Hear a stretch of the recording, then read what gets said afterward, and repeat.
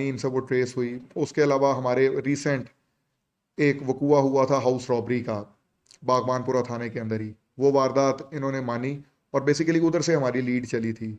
उस केस के ज़रिए ही ये बंदे पहले ट्रेस हुए और उसके बाद अब फिर इन्होंने कोई हमारे पास मुख्तलिफ थानों की कोई 30 से ज़्यादा वारदातें, जिसमें ये हाउस रॉबरी की मुख्तलिफ वारदातें हैं, स्ट्रीट क्राइम रोड रॉबरी की वारदातें हैं, और साथ ही एक हाउस रॉबरी विद मर्डर की वारदात थी जो इन्होंने तस्लीम की। तो ये चार रुकनी गैंग है जिसको आगे फर्दर पुलिस जो है वो उसकी तफ्तीश करेगी और उसके जो ज़ाब्ते हैं वो मुकम्मल किए जाएंगे।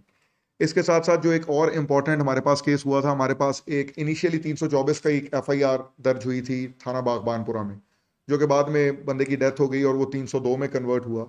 वो एक ब्लाइंड मर्डर था जिसके बारे में पुलिस को, इमरान नाम का बंदा था जो कि केबल का कारोबार करता था, और उसके बारे में टोटली पुलिस ब्लाइंड थी कि ये केस किस तरह से हुआ है और इसके पीछे क्या मुहरकात हैं जिसके पीछे ये बंदे को मर्डर किया गया।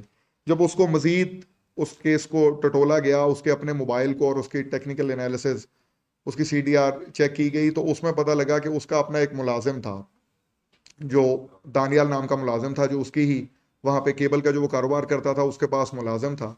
उसको जब पुलिस ने शामिल तफ्तीश किया तो उसने सारी वारदात बेसिकली डिस्क्लोज की।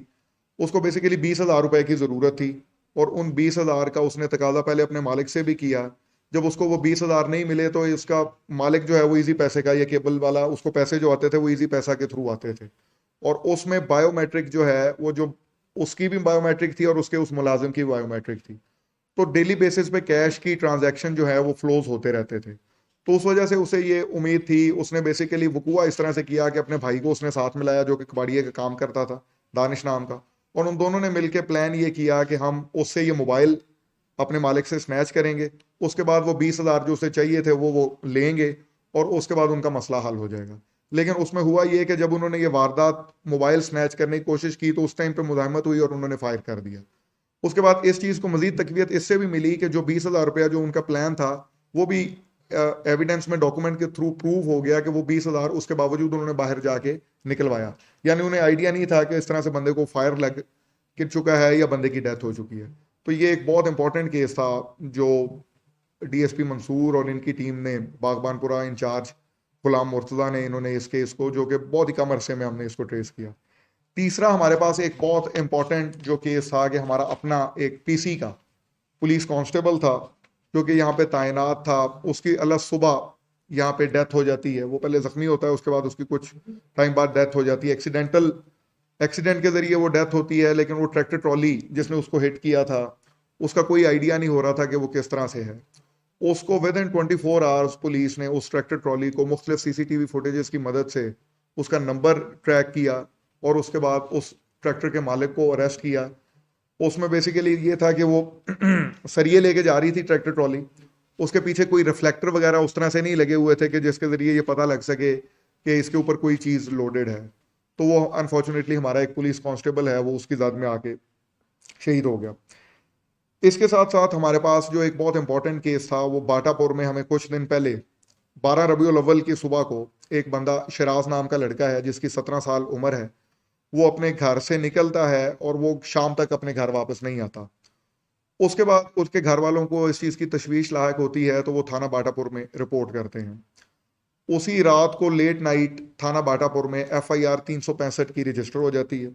अगले दिन सुबह 13 रबीउल अव्वल की सुबह को उस उसकी घर के करीब ही सामने खेत में उसकी लाश जो है वो मिलती है जिस पे मुतअद्दिद फायर हुए होते हैं। एक टोटली ब्लाइंड मर्डर था। एक 365 की एफआईआर थी जो कि 302 में लेटर ऑन कन्वर्ट हुई, और उसके बारे में टोटली पुलिस क्लूलेस थी। जो उसको जो मोडस ऑपरेंडाई था, जिस तरह से उसको फायर मारे गए थे, उससे ये सजेस्ट होता था कि इसमें कोई ना कोई यहाँ पे कोई ऑनर का या इस तरह का कोई आंसर मौजूद है। उसी एंगल पे पुलिस ने काम किया, दोनों एंगल्स पे काम कर रही थी पुलिस। एक तो टेक्निकल एविडेंस के थ्रू भी उसे ट्रेस करने की कोशिश कर रहे थे और उसके साथ साथ ह्यूमन इंटेलिजेंस के थ्रू भी अपने तौर पे वर्किंग कर रहे थे।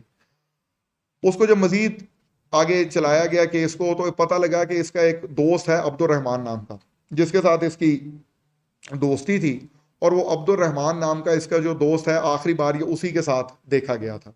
उस अब्दुल रहमान को बाद में जब शामिल तफ्तीश किया गया और उसको पकड़ा गया तो उसने फिर जो उसके साथ उसका एक मजीद साथी था जो दोनों अब हमारी कस्टडी में है, उसने ये इंकशाफ किया जो कि बड़ा था कि इनका बेसिकली आपस में जिनसी ताल्लुक था, और जो मकतूल था वो इसको इस चीज़ के ऊपर मजबूर करता था, और उस दिन भी अल्टीमेटली उसी चीज़ से तंग आकर उसने ये प्लान किया, उसके साथ उसका ये साथी था, और उन दोनों ने मिलके ये मर्डर किया। दोनों बंदे इस टाइम हमारी कस्टडी में हैं, और ये एक ब्लाइंड मर्डर था जो इंचार्ज इन्वेस्टिगेशन बाटापुर कामरान और डीएसपी साहब ने और उनकी पूरी टीम ने एज अ डिवीजन इसको मिलकर बड़े अच्छे तरीके से इसको ट्रेस किया।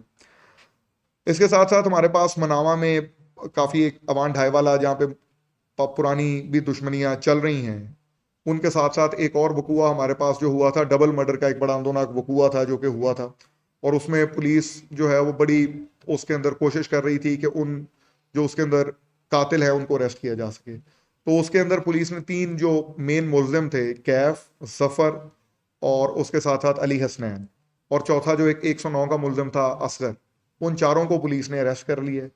वो एक बहुत ज्यादा, चूंकि उस इस तरह के केसेस थे कि उनके साथ पहले भी उनकी पुरानी रंजिशें दुश्मनियां चल रही थी और वो काफी सारे वकूए हो चुके थे, तो खदशा था कि मजीद चीज आगे ना बढ़े।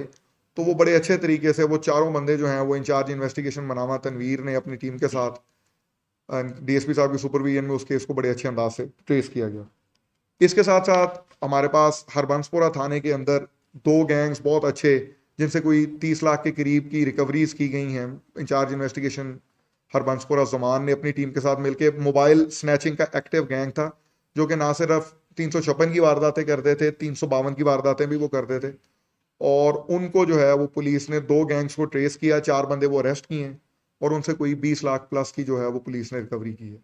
तो ये चंद केसेस थे जो कि हमारे इधर मनावा सर्कल के थे, जिसके अंदर पुलिस ने रॉबरी विद मर्डर के केसेस भी ट्रेस किए, हाउस रॉबरीज भी ट्रेस की, कुछ ब्लाइंड मर्डर थे जो ट्रेस हुए।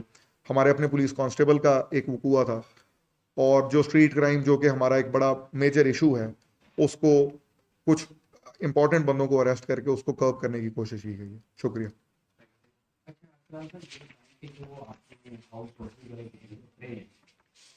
वो लाहौर में ही वारदातें करते थे या लाहौर से बाहर भी?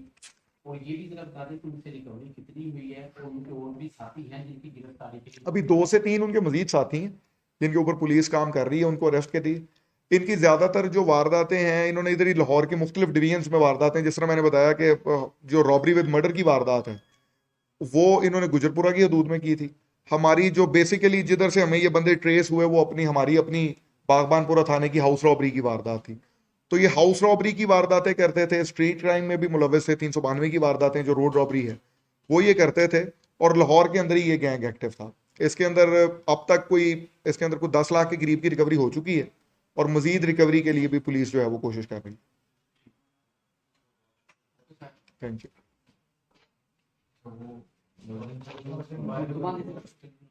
बनवा दो यार।